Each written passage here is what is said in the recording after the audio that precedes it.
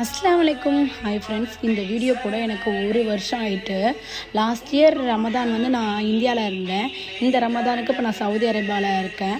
இப்போ last year வந்து கேமலைன் தொழுவுக்கு வந்து என் பையனை நான் அழைச்சிட்டு போயிருந்தேன். அவன் வந்து மிச்ச நாளாக விட்டுட்டு போவான். சரி 27ஆம் கிழமை பிள்ளைய தூக்கிட்டு போகலாம் அப்படின்னு சொல்லிட்டு அவரை கிளப்பி மாஷா அல்லாஹ் அவருக்கு கைலி சட்டை தான் நான் போட்டிருந்தேன்.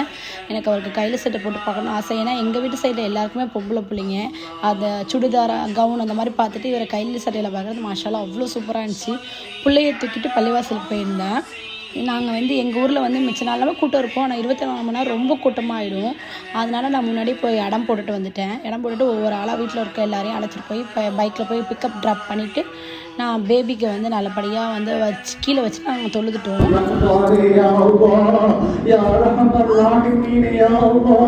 எங்களுடைய தப்பு தவறுகளை மறைச்சி எங்களுடைய மானங்களை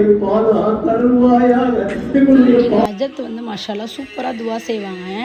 அந்த துவாவெல்லாம் கேட்டுட்டு வீட்டுக்கு வந்துட்டு கொஞ்ச நேரம் ரெஸ்ட் எடுத்துட்டு திரும்ப வந்து கேமலைனுக்கு போகலாம் நைட்டுக்கு அப்படின்னு சொல்லிட்டு பையனை வந்து எங்கள் பெரியம்மா கிட்ட விட்டுட்டு நானும் எங்கள் அம்மா எங்கள் அக்கா பொண்ணு 3 பேர் மட்டும் தொழுவ போயிருந்தோம்.